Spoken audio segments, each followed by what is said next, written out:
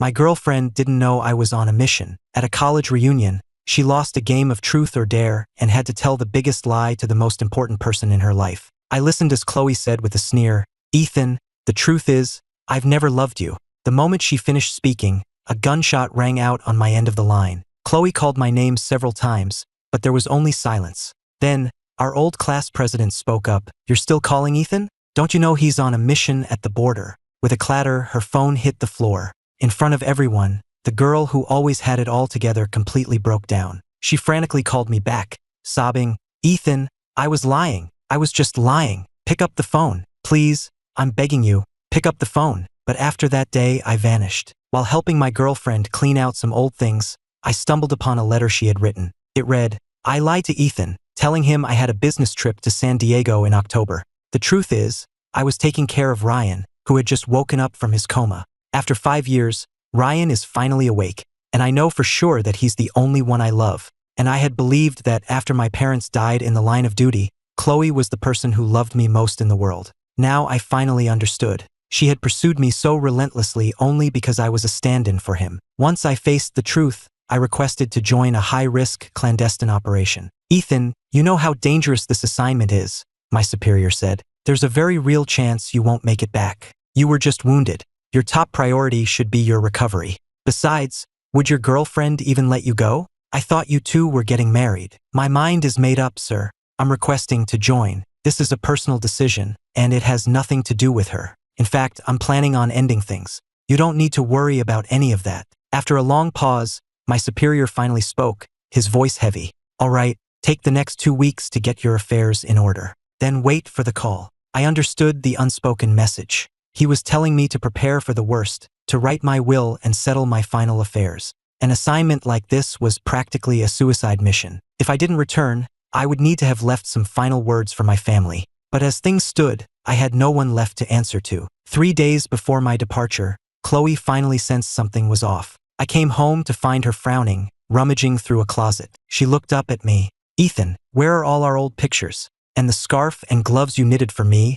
Where did you put them?" I kept my voice low. It was too damp in the closet. The photos weren't laminated, so they got warped. I sent them out to be restored. The scarf and gloves got moldy, so I threw them out. Chloe nodded, lost in thought, but a memory suddenly surfaced. She had placed those pictures in the album with her own hands, and she was sure she had laminated them. Had she misremembered? Just as she was about to question me further, her phone buzzed on the table. "Ethan, I have to take this work call," she said. "If the old ones are gone, they're gone. We can always take new pictures." With that, she turned and walked into the study, a sense of urgency in her steps. Her first love, Ryan, had been in a coma, and for 5 years, she had used me as his replacement, a vessel for her affection for him. Now that the real deal was back, of course she was anxious. I managed a small smile, not bothering to call out her flimsy excuse. That night, after Chloe was asleep, I watched her for a long time before carefully sliding her phone out from under her pillow. I keyed in the password, and the screen opened directly to her iMessage conversation with Ryan. I scrolled through their messages, seeing how she shared every tiny detail of her day with him, how she agreed to his every request without a second thought, how she would even apologize to him so cautiously. A flicker of disappointment passed through me. So this was what she was like when she truly loved someone. I stopped scrolling and went back to her main screen. I immediately saw the 2 pinned conversations at the top. One was Ryan, and the other was me. I glanced at her sleeping form, then pressed and held my own icon, unpinning the chat. Then, I went into my contact details in her phone and hit delete. Soon, I would disappear from her world completely. It was only right that everything about me be erased along with me. I slept soundly. When I woke the next morning, the space beside me in bed was already empty. I changed into a set of black clothes and grabbed an umbrella, ready to head out. Just as I reached the front door, I ran into Chloe, who was coming back with breakfast. "Where are you going in this downpour?" she asked. From her expression, I could tell she hadn't noticed I deleted and blocked her number. Her mind was entirely consumed by Ryan now. She wouldn't have noticed something so insignificant. When I told her I was going to the cemetery to visit my parents, Chloe froze. "It's not a holiday, and it's not their anniversary. Why the sudden trip to the cemetery?" She thought for a moment, a worried look on her face, then set down the breakfast and decided to come with me. "Ethan, I'll go with you." At the flower shop, I was paying for a bouquet of chrysanthemums when Chloe, who was waiting for me, got a call from Ryan. "Chloe, where are you?" Why aren't you at my birthday party yet? Chloe glanced at her watch. It's only 10. I'll head over a little later. But Ryan was insistent, demanding she come right away. Chloe knew he'd be upset if she refused again, but she was with me, on the way to my parents' graves. She was torn. I looked up and saw the conflict on her face, so I gave her an easy way out. Go on, if you have something to do. She didn't seem to notice my complete lack of concern. She didn't argue, just opened her umbrella and walked me to a cab. Don't stay too long, and keep the umbrella over you so you don't get sick. After I nodded, she turned and left. Half an hour later, the cab arrived at Arlington. I paid the driver, then, holding the flowers in one arm and the umbrella in the other, I walked slowly toward the back of the cemetery.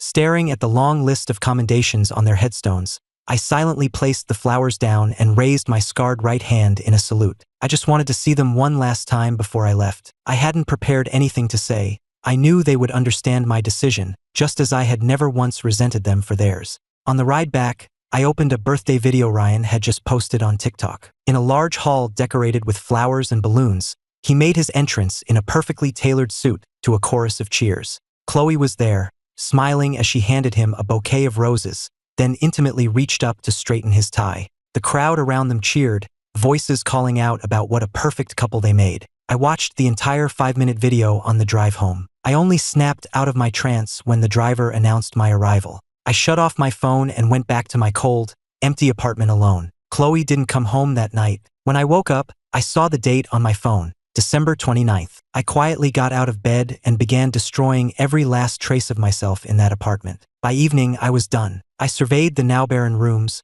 went back to the bedroom, and closed my suitcase. Just as I was about to leave, my phone rang. Ethan, it's Mark from the firm. Chloe is with us, but she's had way too much to drink. Can you come pick her up? My captain hadn't messaged me yet, so I still had some time. I decided to go. I helped a nearly unconscious Chloe back to the apartment and laid her on the sofa. But she clung to me, refusing to let go, her face scrunched up in pain. Ryan, she mumbled, my stomach hurts. I was silent for a moment, about to dial 911, when a message from my captain came through. Ethan, it's time. The operation is a go. I looked at Chloe, sweating and curled in a ball. After a moment's thought, I sent a text to Ryan. I'm leaving Chicago for good. Chloe's here and she's sick. You need to come take care of her. Ryan didn't reply, but a few minutes later, there was a knock at the door. I texted Roger that back to my captain, placed the breakup letter I'd printed earlier on the nightstand, and walked to the door with my suitcase.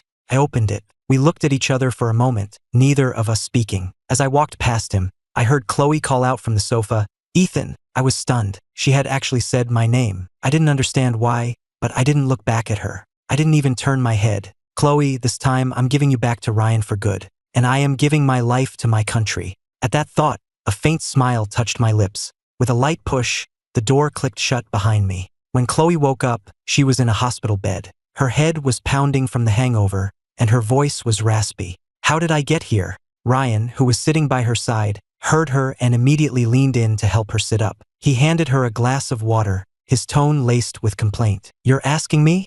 Who told you to drink that much? If I hadn't brought you to the ER last night, you probably would have been sick until you passed out. Chloe took a sip of water, her head starting to clear. She looked at Ryan's unhappy face as fragmented memories from the night before flickered in her mind. She remembered being at the apartment last night. Shouldn't it have been Ethan who brought her to the hospital? She couldn't piece it together, so she asked tentatively, Were you at my apartment yesterday? Ryan froze, realizing his slip-up, and struggled to find a way to backtrack. Seeing his silence, Chloe's heart hammered in her chest, and the color drained from her face. She grabbed his hand, her voice filled with panic. Ryan, let me explain. Ethan and I. Ryan knew what she was about to say, but he had seen the breakup letter at the apartment. He knew Ethan wasn't coming back, and the secret fear he'd been holding onto had vanished. Seeing her so distraught now, he felt a pang of sympathy and cut her off, laying it all out. I know you only got with Ethan to help catch the man who attacked me. Now that Ethan's been hurt,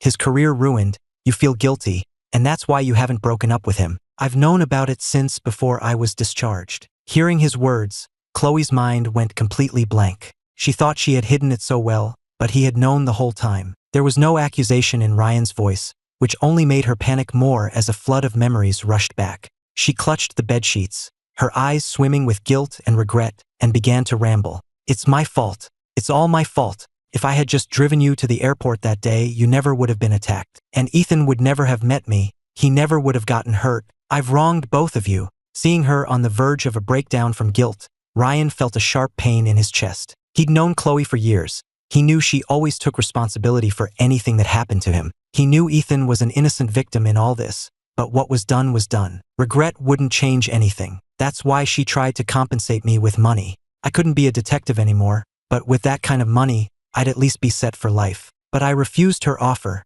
and now I've left on my own. Ryan felt a knot of unease in his own stomach, but he saw no other way. He had loved Chloe for years, and he had nearly lost his entire life, wasting away in that hospital bed. He felt like he'd been given a second chance, a miracle, and he couldn't bear the thought of losing her now. But if she couldn't move on, if she was forever drowning in this guilt, what kind of future could they have? The thought solidified his resolve. He reached into his bag, pulled out the letter, and handed it to Chloe. "Chloe, Detective Evans," he knew. "The last time we saw each other wasn't an accident. He called me, he wanted to talk. He left town yesterday. This is for you. He wanted you to have it." The words hit Chloe like a physical blow. Her eyes went wide, her shoulders began to shake uncontrollably, and a deep chill washed over her. She seemed to go numb, taking the envelope mechanically, her fingers slowly tearing it open. The neat, printed words on the white paper swam into her vision. "Chloe, by the time you read this, I'll be gone from Chicago. There are things I wanted to tell you in person, but since you didn't come home, a letter will have to do. First, I'm breaking up with you. You're probably wondering why, but the reason is simple. You were never in love with me, and I'm not in love with you anymore. There's no reason for us to be tied to each other. It's time for both of us to move on. Go be with the person you truly love. I sincerely hope you get everything you want and have a happy life. Second, don't look for me. Don't ask about me. I'm starting a new life, on a new path that I've chosen for myself after a lot of thought. This path will have its own challenges and an uncertain future, but it's where my heart is leading me. The story between us is over. Please, don't try to find me." Third, about the 2 attacks. "I found out the truth 2 months ago. I couldn't accept it at first, but I've worn this uniform for 6 years. I know the world isn't a fairy tale. It's a battlefield of black, white, and every shade of gray. Good and evil, sincerity and deception, manipulation and use. They happen every single day. I know you never meant to hurt me, and I understand why you did what you did. But as a police officer,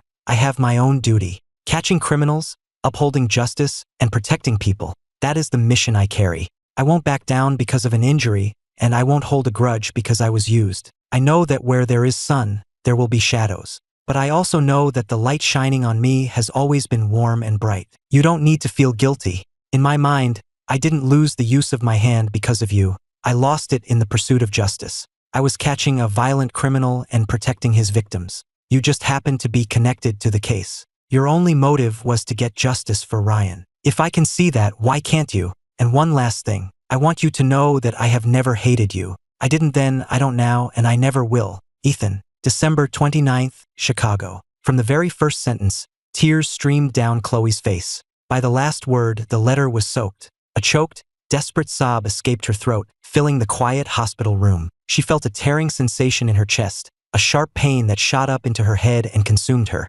She clutched the damp letter to her heart, curling into a ball, her nails digging so deep into her own palms that blood began to well up, mixing with the tears that blurred the ink on the page. Watching her agony, tears welled in Ryan's eyes. He grabbed her hand, trying to stop her from digging her nails in deeper, but her grip was like iron. As the cuts on her palm deepened, he lost his composure and cried out, "It's over, Chloe. He's moved on. Why are you doing this to yourself? He never hated you. Just pretend it was all a bad dream. The dream is over now. Can't we just look forward?" Chloe wanted to believe him, to forget everything, but she knew with a terrible certainty that it hadn't been a dream. It had all been real. The knife that had pierced my hand had also pierced her heart. The wound might heal, but the scar would remain forever, a permanent, painful reminder. Now that I was gone, she had lost her chance to atone. The words, "I'm sorry," which she never got to say, would now haunt her for the rest of her life, a shadow she could never escape. By the end of February, the weather in Miami was starting to warm up. Alex slept until noon, only to be woken by a persistent knocking at his door. Cursing under his breath, he shuffled over in his slippers and yanked the door open, his face a mask of irritation. Seeing it was Bill, he shot a lazy kick at his knee. "What's with all the knocking this early? You got a death wish? Spit it out and get lost." Don't interrupt my sleep. Bill had heard that Alex had been at the casino until the early hours. Seeing his foul mood, Bill quickly plastered on a smile and offered him a carton of cigarettes. Wouldn't dream of bothering you, boss, unless it was something big. Mr. K sent me. Says there's a big fish coming in 7 days. Wants you to be ready. Alex paused, his hand halfway through opening the pack. He raised an eyebrow. A big fish? How big? Bill glanced over his shoulder, then held up 6 fingers. Alex clicked his tongue, tossed a pack of cigarettes to Bill, and lit one for himself. What kind of fish are we talking about? A school of them, or a great white? Bill grinned as he unwrapped his own pack, offering Alex a light. Heard this one's a mermaid. A big shot across the water wants her personally. We have to make the delivery. Alex took a couple of drags, his eyes narrowed in thought, and nodded. Taking the hint, Bill made a hasty exit. Alex kicked the door shut and sat down at the table, setting his cigarette on the edge. He poured out half the water from a nearby glass and, dipping his finger in it, began to trace patterns on the tabletop. A mermaid. That meant she was beautiful. $6 million to kidnap one person. She must be a difficult target. Someone without political connections to protect them, but famous enough to be known by cartels across the border. It had to be a celebrity. At this thought, my heart grew heavy. I listened intently to the sounds outside, then pulled out a fresh pack of cigarettes. I grabbed a pen and started writing on the inside of the cardboard. The pen was old and the ink wouldn't flow. I shook it hard, but the sudden movement pulled at the wound in my side. A searing pain shot through me, and I hissed, taking a moment to recover before I could write again. 7 days. Mermaid in the water. After writing the note, I tucked the pack into my pocket, climbed back into bed, and pulled the blanket over my head. When I woke up, the sky was dark. I got up and wandered to the galley. Dinner was long over. Only scraps were left. I muttered a curse at the bastards, who hadn't saved me anything, and headed for the gangplank. A few of the crewmen saw me and called out, asking where I was headed. I shot them a glare, but a grin played on my lips. You pack of vultures. Can't even save a plate for your boss. All that time I spent looking out for you. For what? Hearing this, the men just grinned sheepishly and hurried over to lower the gangplank for me. I didn't hold back, grabbing a handful of cigarettes from my carton and tossing it to them. Then I strolled casually toward a small diner in the village. It was 8 o'clock, and the place was nearly empty. I ordered some fried rice, took the last cigarette from the pack I'd written in, lit it, and tossed the empty box into the overflowing trash can by the counter. 5 minutes later, the owner brought out my food and, in the same motion, tied up the full trash bag and replaced it with a new one. I ate quickly, not looking up at her. After finishing, I let out a belch, walked to the counter, and tossed down a crumpled $100 bill. The woman fumbled in the cash drawer for a moment before handing me my change. I took it, picking my teeth with a toothpick as I kicked at the gravel on my way back to the docks. The moment I stepped onto the deck, I ran into Zeke. He immediately stood up, offering me his chair with a sycophantic tone. Hey, Alex, not trying your luck at the tables tonight. I flopped down into the chair and stretched. I'm tapped out, no cash, just waiting for the next fish to come in. This was my way of saying I was broke. Zeke's eyes darted around for a second before he pulled a thick wad of cash from his pocket and offered it to me. I eyed him suspiciously, not taking the money. What's this? Just a little something to show my respect, boss. It's not much, just enough for a few cartons of smokes. A slow grin spread across my face. I took the money, stood up, and clapped him on the shoulder. You're a smart kid, Zeke. Next time a fish comes in, I'll let you handle the pickup. Zeke's face lit up. He quickly grabbed a lantern to light my way. Back in my cabin, I locked the door and pulled the wad of cash from my pocket. Tucked inside was a small, folded piece of paper. I read the note by the light of the lamp, memorizing the words, then crumpled it up, put it in my mouth, and forced myself to chew and swallow it with a swig of water. After blowing out the lamp, I heard the muffled sounds of men joking around on the deck outside my window. I crept to the window and opened it a crack, listening in. So a big one's coming in, huh? Wonder what our cut will be. Think we'll even get a taste? With Bill and Alex in charge? You'll be lucky to get a fin. Keep dreaming. Alex has only been here a month and he's already getting the prime cut? We've been here 6 months and we don't even get a damn eyeball. It ain't right. Who the hell are you? You're too scared to even kill a fish. If Alex heard you talking like that, he'd toss you in the water himself. Hearing them gossip about me. Alex, no, Ethan. I lay back down on my bunk, my mind racing with memories. After leaving Chicago at the end of December, I came to Miami for 2 weeks of intensive training. During that time, I learned my new identity, my mission, and memorized every available detail on the criminal organization I was to infiltrate. The mission was codenamed Operation Foxhunt, a major crackdown on a syndicate run by a man known only as Mr. K, operating along the US-Mexico border. His organization had deep ties to cartels in Mexico, trafficking human organs for profit, running illegal casinos, and engaging in kidnapping and human trafficking. The man I was impersonating, Alex Chen, was the son of a low-level enforcer who worked for the previous head of the organization. His father had been a boat captain for their smuggling operations, but a gambling addiction led him into massive debt with loan sharks, who eventually cornered him at his home. The real Alex Chen had poisoned the loan sharks who came to collect, killing several of them. He was caught and sentenced to more than a decade in prison. His father died a few years ago, saving Mr. K's life, and his last words were about his son. A year ago, the real Alex died in a prison fight. The authorities kept his death a secret, preserving his identity as a key asset. This became the foundation for Operation Foxhunt. My hand injury, my similar age, and my own background as an orphan who lost his parents young made me a perfect match for the role. I passed the training and, in mid-January, successfully embedded myself within the organization. After 2 weeks at their main compound, I earned Mr. K's trust. He gave me command of my father's old boat, making me a captain. Over the course of February, I successfully completed 3 cross-border organ smuggling runs,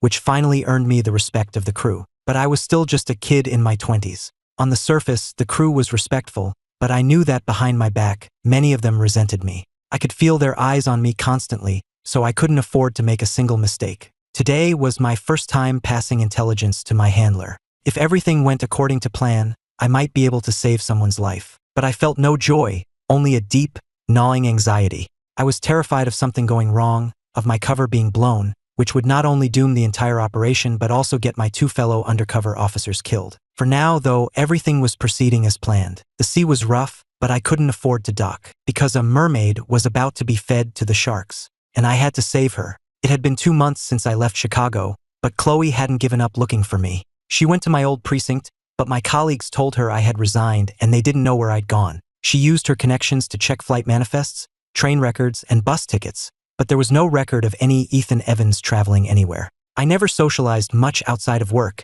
so there were no close friends for her to contact. And with my parents gone, she had no family to turn to. Chloe searched every place she could imagine but found no trace of me. As the weeks turned into months, alone in our empty apartment, she began to feel lost, even starting to wonder if a man named Ethan Evans had ever really existed at all. How else could a living, breathing person just vanish without a trace? With sunken, bloodshot eyes, she would wander from room to room, desperately searching for any sign that I had been there. But she searched every cabinet, every box, every forgotten corner, and found nothing, not even a stray hair. Everything left in the apartment was hers. Every trace of me was gone, except for the letter on the nightstand. She would pick up the crumpled letter, forcing the doubts from her mind, and tell herself, he must have cleared everything out. He was a detective. Making things disappear would be second nature to him. He had to still be in Chicago, just lying low. Maybe one day, they would just happen to run into each other on a street corner. Repeating this mantra gave her a sliver of hope. She would grab her phone and head out, determined to accidentally find me. February in Chicago is brutal. Chloe would walk the streets for hours, alone, finding nothing. In those 2 months, she barely ate or slept. She had lost a dangerous amount of weight, and her once strong body was frail. By evening, she would be too exhausted to take another step. She'd collapse onto a bench in Millennium Park, her mind a fog, chugging from a water bottle. After a few gulps, her eyes drifted to the giant screen overlooking the plaza. It was broadcasting a live press conference. Staring at the familiar, smiling face on the screen, Chloe froze. Maybe it was hunger or just the angle, but for a split second, she thought the man on the screen was me. But the scrolling ticker at the bottom read, Star dancer Ryan announces comeback. Live press conference. The illusion shattered. She quickly looked down, unable to watch. But Ryan's voice still echoed from the speakers above. I had actually planned to make a very important announcement here today, but due to some unforeseen circumstances, I'll have to save it for another time. Hearing the disappointment in his voice,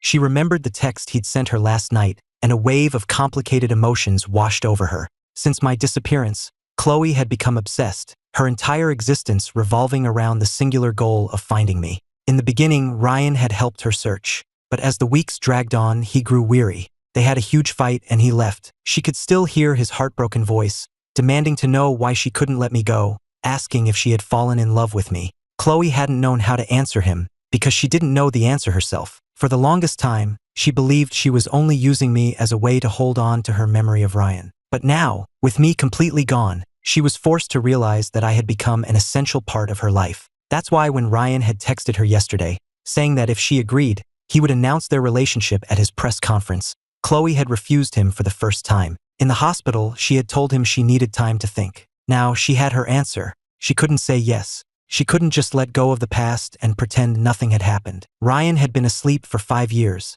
For him, no time had passed. But she was not the same person she had been 5 years ago. She had deliberately set a trap, using love as bait, and had dragged an innocent man, me, into her dangerous game. She had been arrogant, so sure that she could control everything, so certain she could walk away clean. But she'd forgotten that while she was scheming, the man behind the attacks might have been watching her, too. During those 3 days I was missing after the shooting, she had completely fallen apart. She had been on the verge of suicide, ready to end it all if she heard the worst. But fate had been merciful, giving her a chance to atone. I hadn't died, but my hand was crippled. The hand I raised in salute at my parents' graves every year, the hand I swore would one day earn the Medal of Valor, was ruined because of her. She was a coward. She didn't have the courage to face me in that hospital bed. She was terrified of what I would do if I found out the truth, terrified of the look in my eyes when I saw her. For 2 weeks, she kept a tormented vigil outside my hospital room, never once daring to open the door. In the end, I was the one who walked out.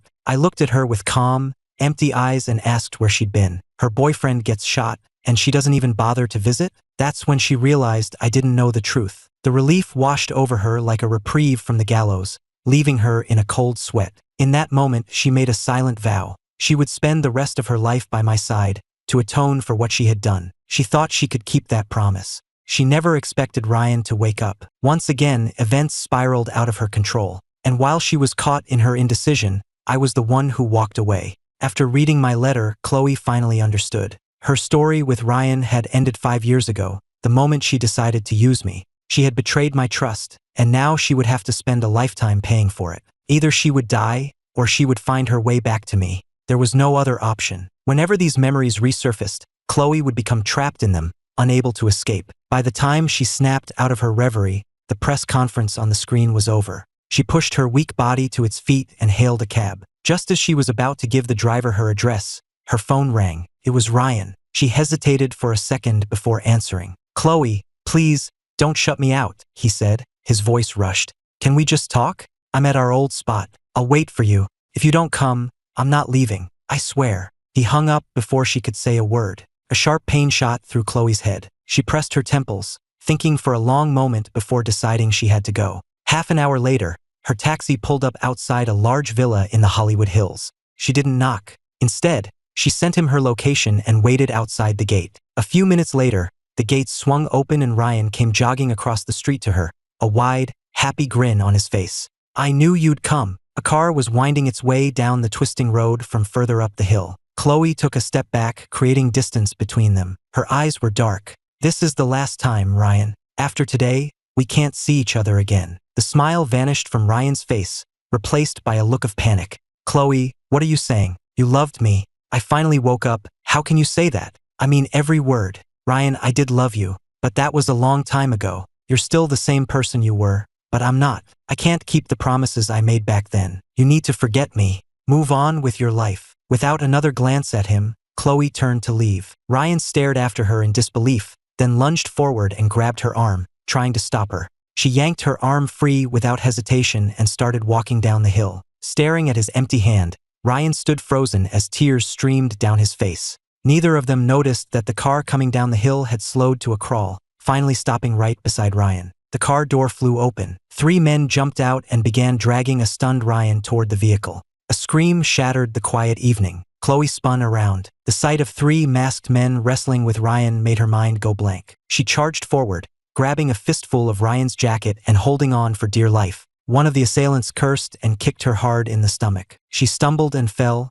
the fabric tearing in her hand. In a desperate move, she lunged and wrapped her arms around the man's leg. Just then, the villa's main gate burst open and a dozen security guards came running out. Seeing they were outnumbered, the 3 attackers exchanged a look, shoved Ryan aside, and made a break for their car. But Chloe wouldn't let go, clinging to the man's leg with all her might. With the guards only a few yards away, the attackers made a split-second decision. They grabbed Chloe, threw her into the car, slammed the door, and sped off. Chloe fought like a wild animal, her nails digging into the man's skin until he howled in pain. Seeing she wouldn't give up, another one of her captors made a grim decision, grabbing a heavy pipe from the floor and bringing it down hard on the back of her head. With a sickening thud, Chloe went limp. Blood began to pour from the wound, soaking the attacker's pants. The driver heard the commotion and glanced back. "You didn't kill her, did you?" he snapped. The two men in the back exchanged nervous glances, saying nothing. The driver let out a heavy sigh and slammed his fist on the steering wheel.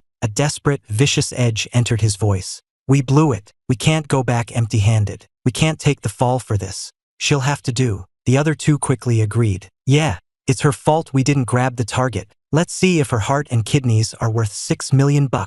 The day before we were scheduled to ship out, Bill sauntered onto the boat. I was sunbathing on the deck. When I saw him, I waved for one of the crew to bring him a chair. Well, to what do I owe the pleasure?" Bill's face was grim as he waved a hand dismissively and sat. "Don't ask, Alex. The fish, it got away." I shot upright, ripping off my sunglasses. My voice was sharp with disbelief. "Got away? That was a $6 million payday. Just like that? I was counting on my cut to pay off my debts. Useless bastards couldn't even handle one guy. Mr. K is pissed. He sent me to let you know." With the money gone, neither of us was in a good mood, and he left shortly after. I grabbed a fishing rod, baited the hook, and cast it into the water. I sat there for hours without a single bite. A couple of teenage wannabes on the beach watched me for a while before one of them yelled out, "Catch anything, Alex?" "Catch my ass," I yelled back. On the boat, the crew heard my tone and knew I was in a foul mood. "Take it easy, boss," one of them called out. "It's just fish. Something'll bite eventually."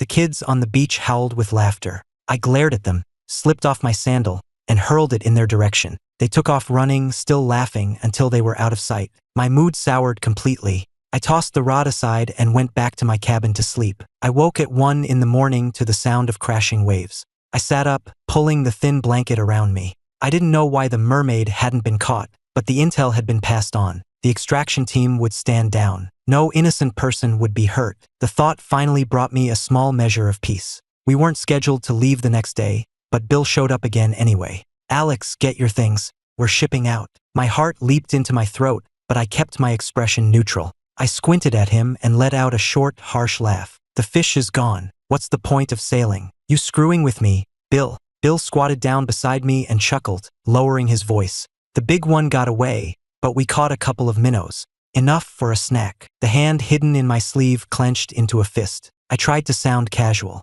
"Minnows? 2 of them? Who are they? What are they worth?" Bill scratched his head and pulled out his phone. He tapped the screen a few times and then held it up for me to see. "This guy here was our big fish. Heard they had him, but some woman got in the way. The crew panicked, so they grabbed her to have something to show for it. Mr. K said to ship her over with that other punk we picked up last week. Now let's get moving. They're bringing them down now." Staring at the familiar face on the phone, I had to bite down hard on my tongue to keep my expression from changing. It was only then, seeing that photo, that I realized Bill's mermaid had been Ryan, which meant the woman they'd grabbed. A terrible premonition washed over me, and I started to push myself out of my chair. Just as I got to my feet, several of the crewmen came aboard, dragging 2 badly beaten figures with them. The moment I saw the woman's face, my blood ran cold. My mind went completely blank. At the same time, she lifted her blood-streaked face. Her exhausted, haunted eyes met mine and widened in shock. Her mouth opened as if to scream my name. Before a sound could escape, I drove my knee hard into her jaw.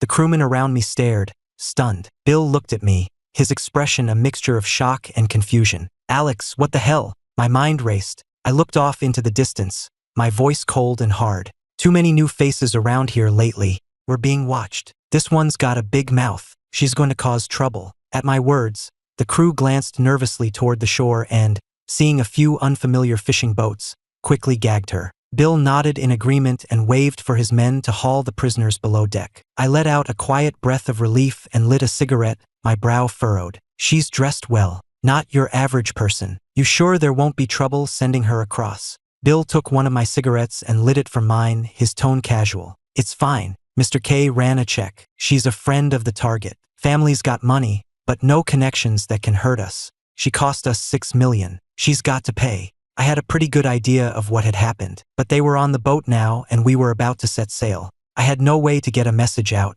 These were 2 lives on the line. My stomach dropped, and my mind scrambled for a solution. That bitch let the celebrity get away, and she's his friend. Bill, you think those idiots who grabbed her might have been followed? I asked, keeping my voice low. Bill flicked the ash from his cigarette and leaned in close. Mr. K's worried about the same thing. That's why he sent them here immediately. Didn't want to risk the cops tailing them. We need to get moving. This is a hot potato we need to get rid of, fast. Otherwise, we're all going down. With that, there was nothing more I could do. I gave the order to cast off. After a few blasts from the horn, the fishing boat pulled away from the dock and headed out to open sea. Half an hour later, with no other boats in sight, Bill finally relaxed. He turned to me with a grin. What was that woman screaming about earlier? Couldn't make it out. His question made my stomach twist into an even tighter knot. I didn't answer. Zeke, ever the sycophant, piped up. I think she yelled Ethan or something. Right, Alex. Bill's eyes flicked to me, and he let out a long, drawn-out "oh." My body went rigid. I shot them both a dirty look. How the hell should I know what she was screaming? And what's with the "oh"? Bill tossed his cigarette overboard and pulled out his phone again, showing me the picture. Ryan, that's the guy she saved. Calling his name like that must be an old flame, huh? Zeke leaned in for a look, then his eyes darted from the phone to my face. He let out a surprised yelp. Hey, this celebrity, he looks just like you, Alex. No wonder she yelled his name. She must have thought you were him. Bill looked up, his eyes flicking between the photo and my face, a look of genuine surprise spreading across his features. Damn, he's right. You do look like him. Alex, you ever get work done to look like this guy? My heart plummeted, then soared, then plummeted again. It was only when I saw the teasing glint in Bill's eyes that I knew for sure they hadn't found out who I really was. I put on a scowl and gave each of them a light kick. What are you talking about?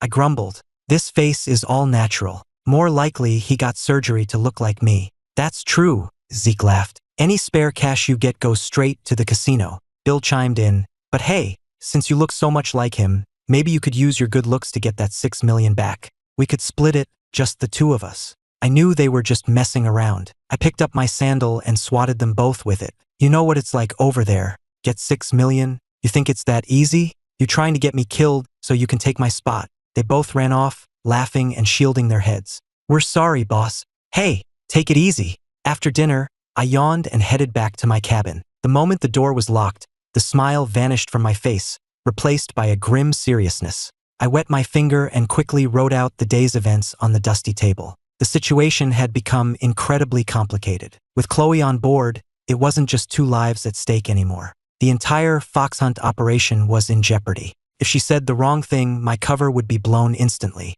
The most critical thing now was to get to her, to make sure she kept her mouth shut. Late that night, when the boat was quiet, I pretended to have just woken up and began my usual patrol of the cabins, lantern in hand. I did this almost every night we were at sea, so the night watchmen were used to it. I made my way from bow to stern, then, after a quick look around, I slipped down into the hold. I tossed a pack of cigarettes to the guard on duty, telling him to stay sharp. Then I took the keys, unlocked the cell, and went first to the other prisoner, checking his bonds, before making my way to the corner where Chloe was. The moment I crouched down, Chloe's eyes snapped open, and she stared at me intently. I let out a cold sneer, reached out with my right hand, and lifted her bruised chin. Can't sleep? What are you staring at? Keep looking and I'll gouge your eyes out. In the dark, damp hold, my low voice sounded menacing, but Chloe showed no fear. Her gaze was fixed on my wrist. I held her stare for a long moment, and only when she gave a tiny, almost imperceptible nod did I stand up and call the guard back over.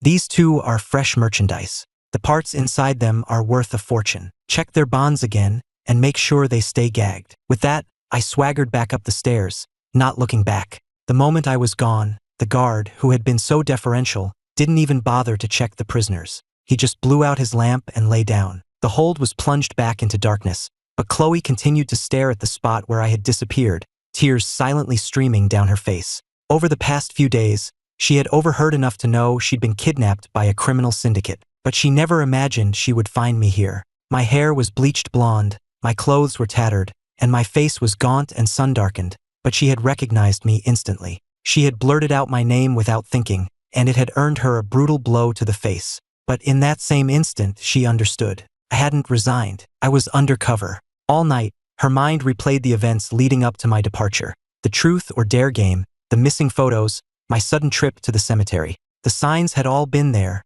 but she had been too blind to see them. And my visit tonight had been to confirm her suspicions. She would never forget the scar on my hand. She had also understood my coded words. She was in the hands of an organ trafficking ring, about to be shipped overseas and murdered. I needed her to stay quiet and not blow my cover. She knew she could do it, but her heart hammered against her ribs, a frantic, terrified rhythm. The ship sailed for 2 days and a night. At dawn, we would reach the Mexican coast. I still hadn't found a way to save them. I had spent the entire night racking my brain, considering and discarding one plan after another.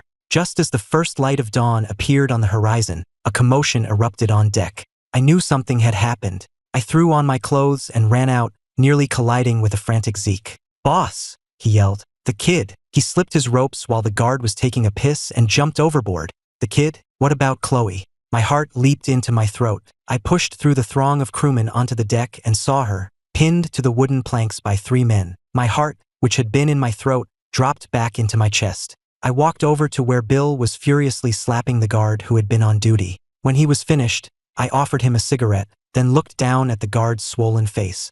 "How long was he gone before you noticed?" I asked, my voice ice. 5, 6 minutes. My expression darkened. 10 minutes later, a shout came from the stern. A few of the crew, soaking wet, were dragging the kid's body back on board. "Alex, Bill, he's dead. He drowned." "Dead?" Bill and I exchanged a look, the same desperate understanding passing between us. When they dragged the cold, lifeless body onto the deck, Bill exploded, kicking the corpse repeatedly. "He's dead. How are we supposed to explain this to Mr. K? Who's going to pay for this $300,000 loss?" At the mention of money, every crewman on deck lowered their head, not daring to breathe. My mind was racing, and I suddenly remembered something Bill had said the day before. An idea sparked. I turned to Bill. "He's dead. Nothing we can do about that now. Let's just harvest what we can. At least we can recoup some of the loss." It was a grim suggestion, but at this point, it was our only option. Bill waved his hand, and the crew's surgeon was summoned. The man appeared with a set of wicked-looking knives, and the other men quickly cleared a space, bringing over a cooler and sterile bags. With the first cut, the metallic scent of blood filled the air. Most of the men looked away, unable to stomach the gruesome sight. Chloe took one look and began to retch violently. I watched her dry heaving, then raised an eyebrow and pulled Bill aside. "We should be able to salvage 20, maybe 30,000 worth of product." "30 grand is nothing," Bill snapped. "You owe the house more than that." "True enough," I said, rubbing my nose awkwardly. "Well, maybe we can stall for a few days. Once last month's bonuses come in, we can pool our money." The mention of bonuses only made Bill angrier. "Don't hold your breath," he spat. "The payment for the last shipment still hasn't come through. Those bastards in Mexico are claiming the delivery didn't match the contract. They're trying to stiff us." This organization, for all its illegal activities, operated under the guise of a legitimate fishing company. They used the fish shipments as a cover for their smuggling, swapping out the cargo in secret. The contracts they signed with their Mexican partners were legally binding business agreements. I had overheard talk of a problem with the last contract, and now, with this new disaster, an idea began to form in my mind, a way I might be able to save Chloe. Seeing Bill had taken the bait, I glanced over at Chloe. She had her hand over her mouth, her eyes wide. I slowly got to my feet, walked over to the dismembered corpse, and said with feigned surprise, "A contract dispute? Why not just get a lawyer to look at it?" "A lawyer?" Bill scoffed. "What lawyer is going to take our case? You think Mr. K didn't try? He couldn't find anyone willing, so he was just going to eat the loss." I feigned outrage, kicking the severed arm that lay on the deck so that it landed right in front of Chloe. "So what the hell are we supposed to do? The loan sharks are still on my ass about my debt." The sudden appearance of the bloody limb at her feet made Chloe gasp and look up, her terrified eyes meeting my intense, meaningful stare. A jolt went through her. She understood. Scrambling to her feet, she began to scream, "Bill, I'm a lawyer. I can look at the contract for you. I can find the problem. Please, just give me a chance to live." At her words, Bill stood up and walked over to her, studying her for a long moment before speaking. "You're a lawyer? You got a license? You're not bullshitting me, are you?" The fish had taken the bait. I quickly jumped in, playing my part. "Look at her, Bill. Does she look like she has a license? Don't get desperate over a few $100 grand. If you bring a fraud to Mr. K, we're both dead." Chloe understood my cue. She threw herself at Bill's feet, grabbing his leg. I'm a real lawyer. You can look me up. Sterling Cooper Partners. Chloe Miller. You'll find me." Bill scratched his nose, then slowly pulled out his phone. He typed for a moment, and a slow grin spread across his face. He waved for his men to take Chloe away, then pulled me to a quiet corner of the deck. What if I send a message to Mr. K? See what he thinks. If she can save that $40 million contract, he won't care about one dead punk. He won't even care about the $6 million target that got away. I knew Bill was naturally suspicious, so I played devil's advocate. And what if she's lying? Or what if she can't find anything wrong with the contract? Mr. K will still have our heads. I say we just tell him the truth. It's only 300 grand. We can make it back in 6 months. Bill was greedy. The thought of waiting 6 months made his eyes bulge. He was more determined than ever to take the risk. He argued with me for a while before I reluctantly agreed to let him send the message. 10 minutes later, a reply came from Mr. K. Return immediately. Bring her to me. Bill was ecstatic. He slapped me on the back, his voice booming with laughter. See? I told you it would work. I have a good feeling about this one. You just wait and see. As the sun rose over the horizon, our ship, which had been at sea for 3 days, turned around and headed back to port without ever making landfall. For the first time in days, my heart felt steady. 3 days later, we were back in Miami. Bill and a few of his men led Chloe off the boat. I stood at the bow, watching them go, my gaze lowered to hide the storm of emotions in my eyes.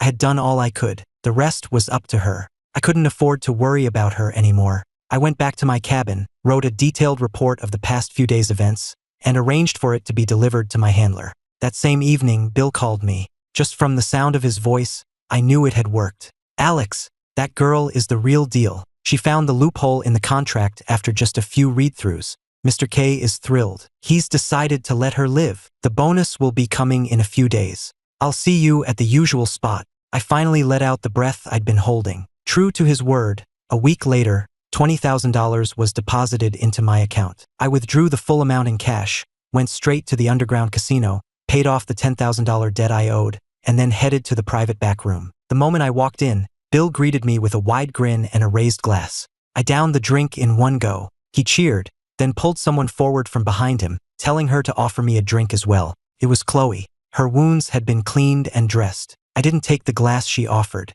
Instead, I sank back into the sofa and raised an eyebrow at Bill. What's she doing here? What's the deal? Bill knew I wasn't pleased. He waved Chloe out of the room, then sat down next to me. It was Mr. K's idea, he explained. He doesn't trust having a stranger at the compound, so he told me to find a place for her. I figured, since we got her from your boat, I should bring her back to you. Besides, he added with a wink, doesn't she have a thing for that celebrity? You look just like him. If she's with you, she won't even think about running. Makes our lives easier, right? Just keep an eye on her for me. Do me a solid. I knew Chloe was a ticking time bomb, and I couldn't trust her in anyone else's hands. But to avoid suspicion, I put up a show of reluctance before finally, grudgingly, agreeing. Bill, afraid I'd change my mind, cut his card game short and escorted me out. I didn't look at Chloe, just gave a curt gesture for her to follow me downstairs. We left the casino and got a cab back to the docks. Once we were sure no one was following, Chloe turned to me and started to say my name.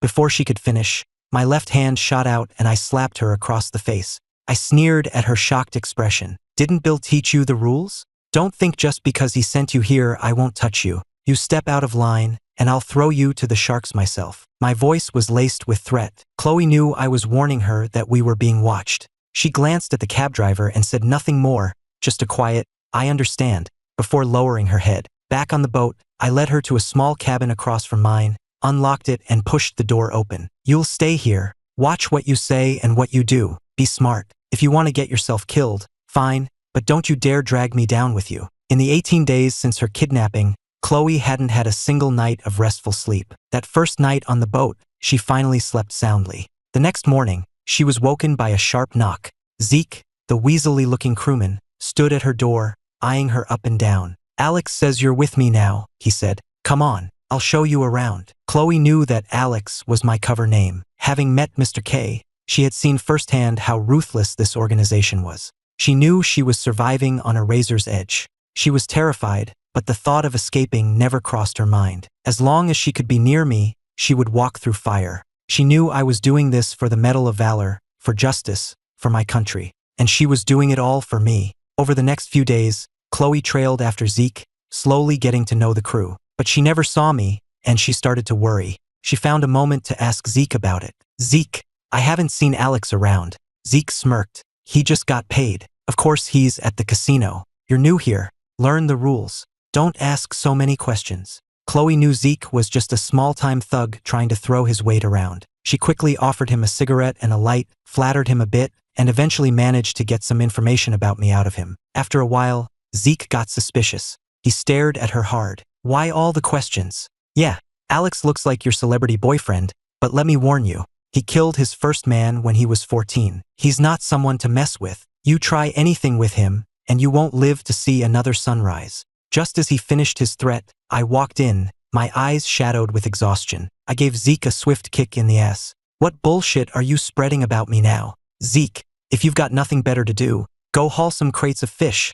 Zeke, caught bad-mouthing me, scrambled away. I watched him go, then turned to find Chloe staring at me. I snorted. What are you looking at? You two, get out. You think you get to eat for free? For the next month, the boat stayed docked. There were no jobs. Bill came by every few days, but he wasn't there to see me. He was there for Chloe. After she had saved him that $40 million deal, Mr. K was very pleased. He'd learned his lesson. From then on, for every new deal, he had Bill bring Chloe to the compound to review the contracts. The crew, always quick to curry favor, saw that Chloe was now in Mr. K's good graces. They started treating her with respect, calling her Miss Miller. I was the only one who still treated her like dirt, ordering her around without a shred of courtesy. She never complained. She did whatever I told her to, without question. The long period of inactivity was making the crew restless. They started pressuring me to find out what was going on. With my own gambling debts piling up, I found an opportunity to press Bill for information. It's been quiet for too long, Bill. The men are getting antsy. What's the word from on high? Bill glanced around, then leaned in close. Patience, he whispered. A big haul of live ones is coming in a few days. Enough to cover your losses for a month. My heart began to pound in my chest. A big haul of live ones. That meant dozens of people. I was so tense I had to flex my hands to keep them from shaking, trying to suppress the shock. All right, I'll wait for your signal, but make it quick. The loan sharks are getting impatient. Bill knew I'd been losing heavily at the tables. He clapped me on the shoulder, telling me not to worry. After he left, I went back to my cabin and recorded the new intelligence. I then borrowed another $2,000 from Zeke and made a show of heading to the casino. While waiting for my ride, I stopped at the small village store, bought a pack of cigarettes, and paid with a handful of small bills and coins, passing the hidden note along with them. The shopkeeper counted out the money and gave me my change. As I turned to leave, I ran right into Chloe. For a second, my mind went completely blank. I strode over to her, my voice harsh. Are you following me? She held out a seashell she was carrying and spoke in a low, urgent voice. There's trouble on the boat. Zeke was looking for you.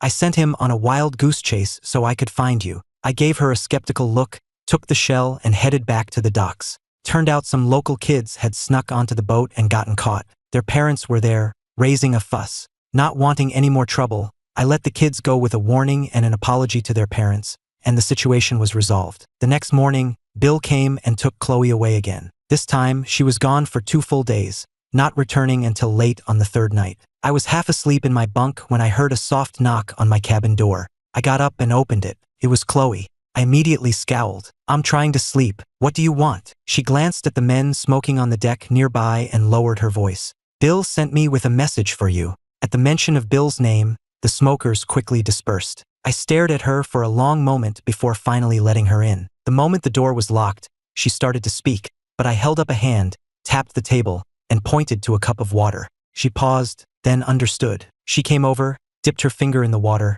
and wrote a single number on the table. 5. Bill said 5 days, she whispered. Such a large shipment and on such short notice. As I was processing this, Chloe wrote another line on the table. I know where their base is. In the mountains. My head snapped up, my eyes locking on hers, sharp and intense. She wiped the water away with her sleeve and wrote again. The last few times, when they weren't looking, I managed to slip my blindfold off. I saw some landmarks. The main reason this organization had been so hard to take down was their remote, hidden base in the mountains. No one had ever been able to pinpoint its location. My primary mission here, besides saving the victims, was to find that base. But I had only been there once, right at the beginning. Since then, I'd been stuck on the boat, with Bill as my only contact. Finding that base had become an obsession. I knew that if we couldn't take them all down at once, they would just regroup and start over. Operation Fox Hunt would be a failure, and the longer we were undercover, the greater the risk of being exposed. I wasn't afraid to die, but I had 2 other officers in the field to think about. So when Chloe gave me this crucial piece of intel, I felt a surge of hope. "Can you draw it for me?" When she nodded, I went to my locker, tore open an empty cigarette pack to use as paper, and handed her the pen. 10 minutes later, she had drawn a detailed map. Looking at the clearly marked landmarks, I felt my heart soar. I carefully folded the piece of cardboard, tucked it into a fresh cigarette pack, and planned to make the drop first thing in the morning. But things didn't go as planned. Early the next morning, Bill and half a dozen of his thugs boarded the ship. He gathered everyone on deck and announced a full lockdown. No one was to leave the boat until we shipped out. The hand in my pocket, the one holding the map, began to tremble. But I knew this was a critical moment. I couldn't afford to panic. I suppressed my anxiety and called a few of the crew to help me secure the gangplank. The sudden lockdown caused an uproar among the crew. A few of the more hot-headed ones even started a fight with Bill's men, trying to get off the boat. It took all my persuasive skills to calm the situation down. For days passed, the departure time was almost upon us, and I still hadn't found a way to get the map, the key to ending Operation Fox Hunt, to my handler. I had one night left to come up with a plan. I was pacing my cabin at midnight, my anxiety at a fever pitch, when there was a knock on the door. I opened it to find Chloe. My frustration boiled over, and in front of the guards standing nearby, I laid into her. "What the hell are you doing here this late? I can't even get a decent cigarette on this damn boat. I can't sleep, and now you're here bothering me? Are you looking for trouble?" At my words, Chloe held out a single cigarette. I slapped it out of her hand. "You think I want your cheap crap? Get lost." She picked up the cigarette from the floor, stepped forward, and stubbornly shoved it into my shirt pocket. My heart skipped a beat. As she did, I felt her slip the cigarette pack containing the map out of my pocket and into her own sleeve. But with the guards watching, I couldn't react. I could only watch as she stepped back, gave me a subtle wink, and said, "Just smoke that one for now. It'll only be a few more days." I took a deep breath, pulled the cigarette from my pocket, and snapped it in half, my face a mask of contempt. "I don't need anything from you." She didn't reply, just gave a slight nod and walked away with the guards. As I watched her disappear, my right eye began to twitch uncontrollably. I knew something was going to happen tonight. At 4 in the morning, I was woken by the sound of frantic footsteps on the deck. The noise set my nerves on edge. 10 minutes later, there was a heavy pounding on my door.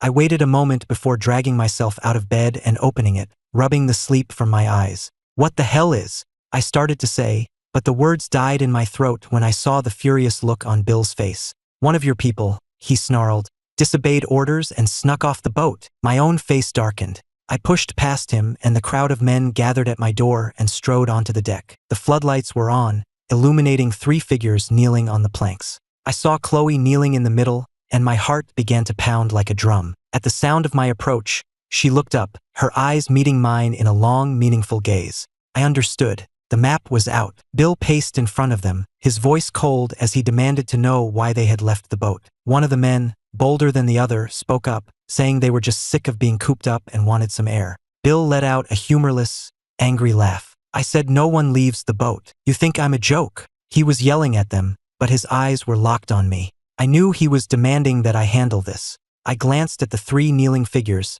then, steeling myself, I reached into Bill's waistband and pulled out his gun. He didn't stop me. He just watched as I fumbled with the safety, my injured right hand trembling as I raised the gun, aimed, and pulled the trigger. The gun only had 1 bullet in it. It hit the man on the far left in the shoulder. It was a flesh wound, but the sound of the shot sent a cold sweat through everyone on deck. Bill stared at me, stunned. He hadn't expected me to actually do it. He quickly snatched the gun from my hand, glancing nervously toward the shore. "Are you crazy?" he hissed. "You want to bring the cops down on us?" I met his gaze, my own eyes like ice. "My crew, my responsibility. I had to give you an answer. My hand is shot, so my aim was off. If you're not satisfied, you can do it yourself." Bill knew I was a dangerous man and didn't want to push things further. But he had to make an example of them. He couldn't just let it go. He pulled a knife from his belt, tossed it to one of his men, and announced the punishment with a chilling smile. "Since these 3 have trouble listening, let's take an ear from each of them. A little reminder for everyone else to pay attention." A dead silence fell over the boat. The man who caught the knife unsheathed it without a word and walked slowly toward the 3 prisoners. I was powerless to stop what was coming. I couldn't bear to watch. I turned and forced my trembling legs to carry me back to my cabin. Later that night, The silence of the docks was broken by agonized screams. Another dawn broke. We were scheduled to depart at 7 a.m., but by 6 a.m., the cargo still hadn't arrived. I didn't know what was going on, but I knew better than to ask questions. I waited in my cabin until 6:40, when Bill knocked on my door and told me to set sail immediately. I didn't ask any questions. I just went to the bridge and gave the order. For the next 2 days, I didn't leave my cabin. I stayed locked inside, having my meals brought to me. On the third day, just before dawn, Bill came to my cabin with a bottle of liquor, a peace offering. "About those 3, he said. "I only took care of the 2 men. I saved the woman for you." I accepted his apology, drank with him, and managed to get more information. It turned out the shipment was so large they had to split it among several boats, all departing at different times. Because of the incident on my boat, Mr. K had moved our portion of the cargo to the other vessels. The main cargo ships were now delayed by a day, while we were sent out at the original time to act as a decoy and scout ahead. This news didn't worry me. I had already reported this smuggling route to my superiors after my last run. And now, with the map of the base in their hands, Operation Foxhunt could finally be brought to a close. These last-minute changes wouldn't affect the final outcome. In fact, the delay might even save those dozens of lives. It gave the authorities an extra day to move in. It was all coming to an end. At that thought, a small smile touched my lips, and I finally fell into a peaceful sleep. I woke at 5 in the morning. I pushed open the window, watching the sky begin to lighten, then threw on a jacket and went out on deck. The sea wind whipped through my hair, but I didn't bother to tame it. I just leaned against the railing, staring out at the horizon. A few moments later, Chloe, a fresh bandage wrapped around her head, came and stood beside me. I didn't look at her. "You got lucky," I said quietly. She didn't answer, her eyes fixed on the scar on my wrist, visible in the dim pre-dawn light. We stood there in silence until the sun began to crest the horizon, painting the sky in fiery red. "It's almost over, isn't it?" she finally asked. I didn't say a word, but a real, genuine smile spread across my face. Chloe smiled too. We heard footsteps approaching from behind. Without a word, we both turned and started walking toward the stern. Chloe looked at a distant lighthouse on the coast,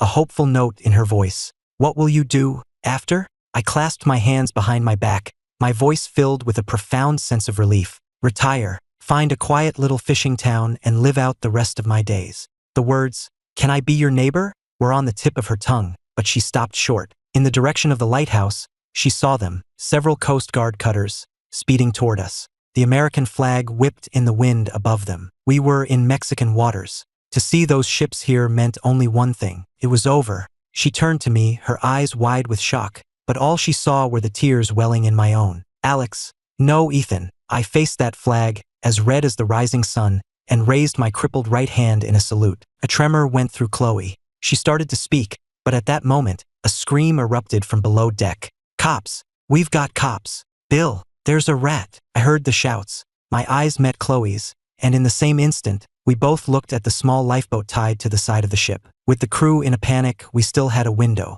Together, we shoved the lifeboat over the side and into the water. I unfurled the rope ladder and gave Chloe a push. "Go, you first." She refused, her dark eyes locking onto mine, her voice firm. "Your hand is injured. You go first and get the boat steady." "I can swim. I'll jump. It'll be faster." Time was running out. I knew she was right. I scrambled down the ladder and into the lifeboat. The moment I was in, I looked back up. What I saw made my blood run cold. Chloe was halfway over the railing when Zeke grabbed her, dragging her back onto the deck. They struggled, and for a moment, she had the upper hand. In a panic, Zeke screamed, "Bill! Chloe's trying to escape in the lifeboat." At his words, a mob of crewmen came running toward the stern. Chloe faltered, her grip loosening for just a second, and Zeke broke free. He drew a knife and plunged it into her leg. She cried out in pain but, with a surge of adrenaline, swung her arm and sent him sprawling. She pulled the knife from her own leg. Hearing the approaching footsteps, she turned and, with the blade still wet with her own blood, she severed the rope ladder. The long rope ladder fell into the sea with a splash. Untethered, the lifeboat was caught by the current and began to drift away. I didn't know what was happening on the ship. All I could see was Chloe, standing on the deck, waving to me from across the growing distance. I clung to the useless end of the rope, unable to control the boat's drift, watching as the fishing trawler grew smaller and smaller. The roar of the waves drowned out every other sound. I couldn't hear a thing. I felt something cold and terrible rise from my chest, spreading through my limbs, devouring my sanity. It was only the blare of a horn from one of the cutters that snapped me out of it. I looked up and saw the flag. A moment later, a deafening explosion echoed across the water. I spun around just in time to see a massive fireball erupt on the surface of the sea. It was the ship, engulfed in flames, burning as brightly as the sunrise. From a distance, it looked like a lighthouse. By the time the details of Operation Foxhunt were made public, summer had arrived in Chicago. Ryan watched the news report in a daze, then lowered his head and clutched the bouquet of lilies in his hands. He didn't know how long he'd been sitting there until the driver opened his door. "Sir, we've arrived." He wiped his tears, put on a pair of sunglasses, and got out of the car. The cemetery was crowded, it being a weekend. He avoided the main paths, walking to a quieter section and stopping under a large oak tree. Looking at the smiling face in the photograph on the headstone, the tears he'd just managed to suppress threatened to fall again. He remembered how, when they were kids, Chloe had always told him she hated seeing him cry. He forced back the stinging sensation in his nose. He bent down to place the lilies on the grass, but stopped. There was already a small bouquet of white daisies there. Ryan's head snapped up, his eyes scanning the area. He searched for a long time but saw no one. He finally looked away, carefully placing his lilies next to the daisies. He closed his eyes, clasped his hands, and spoke to her in his heart. "Chloe, my first show back is tomorrow. I hope you'd be happy for me. Mr. and Mrs. Miller, they know what you did. They're so proud of you. I'll take care of them for you, I promise. I'll remember what you said. I'll keep dancing. I'll live a good life. You don't have to worry about me." He came to see you, too. You probably already know that. Did he tell you he got his Medal of Valor? I know you'd be happy for him. After the autumn equinox, the weather began to cool. After dinner, I put on a jacket and walked slowly up the gravel path to the top of the small hill overlooking the water. The autumn wind tousled my short hair, the strands tickling my neck. I brushed it away with my hand and watched the brilliant sunset, my mind drifting back to a memory from long ago. Back then, I wasn't just a beat cop. I was the most decorated detective in my division, and I had a girlfriend, a lawyer. She would wait for me outside the precinct every day when my shift ended. We would have dinner, then walk for hours, watching the autumn leaves fall, talking about our future. I told her I had two dreams: to win the Medal of Valor and to grow old with the woman I loved. She smiled back at me and told me with absolute certainty that both of my dreams would come true. I believed her. I took her hand, and we walked home. Now, all this time later, I turn around, and there's no one there. I stood there for a long time before I could make myself walk again. Couples holding hands passed me by, families with laughing children, an elderly couple helping each other down the path. But I was alone. I don't know how long I walked before I grew tired and sat down on a bench overlooking the ocean. I looked up at the lighthouse, its beam cutting through the growing darkness, and I whispered to the empty air, "You liar."